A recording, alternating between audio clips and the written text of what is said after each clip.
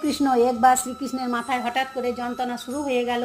সেখানে থাকা সকলে ভয় পেয়ে গিয়েছিল, কারণ বনের মধ্যে না ছিল কোনো বেদ, না ছিল কোনো ঔষধি গাছ। তখনই রুক্মিণী তুলসীর পাতা নিয়ে আসেন এবং শ্রীকৃষ্ণকে খাইয়ে দেন, তাতে শ্রীকৃষ্ণের যন্ত্রণা কমেনি। তখন শ্রীকৃষ্ণ বললেন, যদি কেউ তার পায়ের ধুলো আমার মাথায় লাগিয়ে দেন তখনই আমার যন্ত্রণা কমে যাবে। তখন নারদ মুনি বললেন, এমন কাজ কে করতে পারে প্রভু?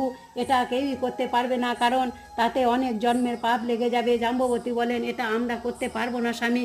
রুক্মিণী বললেন, আপনি বললে আমি আমার প্রাণ দিতেও পারি, কিন্তু শ্রীকৃষ্ণের অপমানের পাপ করতে পারবো না। শ্রীকৃষ্ণের মাথায় যন্ত্রণা বেড়েই যাচ্ছিল। তখনই রাধারানী বলেন, আমি দেবো আমার পায়ের ধুলো, তাতে যদি আমার জন্ম জন্মান্তর ধরে নরকে থাকতে হয় তাতেও আমি রাজি আছি, শ্রীকৃষ্ণের থেকে দূরে থাকতেও রাজি আছি, আমি সব রকমের কঠিন পরিস্থিতিতেও রাজি, কিন্তু শ্রীকৃষ্ণের যন্ত্রণায় কষ্ট পাবে তা আমি দেখতে পারবো না। আমি তখনই রাধারানী তার চরণে ধুলো শ্রীকৃষ্ণের মাথায় লাগিয়ে দেন। হরে কৃষ্ণ।